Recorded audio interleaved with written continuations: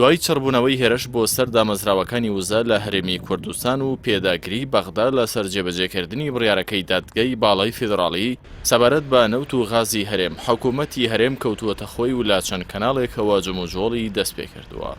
لە چوارچەوەی جموجۆڵانەشدا مەسرور بارزانی سەرۆکی حکوومەتی هەرێم لە ڕاگەیەندراوێکدا دەڵێت داوا لە خەڵکی کوردستان دەکەم کە ئیرادەیان بەهێز بێت و ئەمە هێرشی ئاشکرایە بۆ سەرژێرخانی ئێمە. سەرۆکی حکوومەتی هەرێم هەر لەو ڕاگەیەندراوەدا ئاماژەی بۆ کردووە بە تەلەفۆن قسەی لەگەڵ هەریەکە لە مستەفا کازمی سەرۆکوەزیرانی عێراق وابرێت مەکگۆڕک ڕێخەری کۆشکی سپی بە ڕۆژهەڵاتی ناوەڕاست و باکووری ئەفریقیا کردووە و باسییان لە هێرشە موشەکەکان بۆ سەردامەزراوەکانی نەوت و غاز لە هەرێم کردووە. سەرۆکی حکوومەتی هەرێم مەترسی خۆشی لەوە دەربڕیوە کە هێرشەکان سەقامگیری دۆخی وەبەرهێنان لە عێراق بەگشتی تێک دەدەن.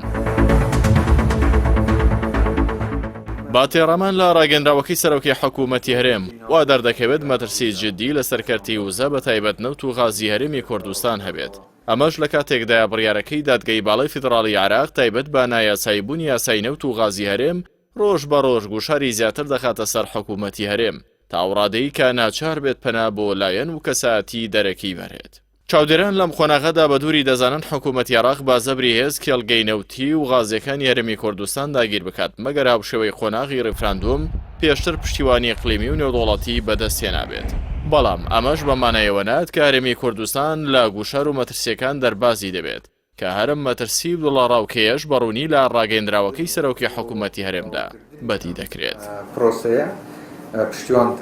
ئەوەی جێگەی سەرنجە سەرۆکی حکوومەتی هەرێم باز لە پەیوەندیکردن بابرێت مەگۆڕک دەکات ئەمەش لە کاتێکدا دووە ڕیفراندۆم و دەستبەرداربوونی بارزانی لە پۆستی سەرۆکی هەرێم پەیوەندیەکانی نێوان پارتی و مەگۆڕک با دۆخێکی خراپدا تێدەپەڕێت. بەڵام بە ئەمری واقع و دوای دانەنەوەی مەگۆڕک لە پۆستێکی دیبلۆماسی ئەستیاردا لە ئیدارەکەی جۆ بایدن هەروەها لە ئەنجامی دروستبوونی مەترسی جددی لەسەر ئابووریە سەربەخۆکەی هەرێمی کوردستان سەرۆکی حکوومەتی هەرێم ناچار بووانە بۆ ئەویش بەرێت و داوای جوڵە و نێوەنگیری لێ بکات. لە ئەنجامی ئەو پێشاتانەوە کە وەکو مەترسی و ناسەقامگیری بۆ سەرکەرتی وزەی هەرێمی کوردستان دەردەکەون چاودێران با پێویستی دەزانن دەسەڵاتدارانی هەرێم هەمان هەڵی ڕیفراندۆم دووبارە نەکەنەوە و جارێکی دیکە مجازەفە بە چارەنووس و خاک و ژێرخانی هەرێمی کوردستانەوە نەکەن با جۆرێک لەبری کە لە ڕەخی و ڕاپێچکردنی هەرێم بۆ نێو شەڕێکی نەخوازرا و لەگەڵ حکوومەتی بەغدا و ئەو وڵات و لانانەی دان بە شەڕێتەکەیدا دەنێن باشتر وایە هەوڵی ڕێکەوتنی درێژخان و پچڕینی مافەکانی خەڵکی کوردستان بدەن و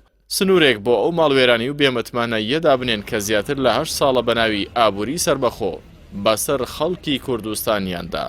هێناوە.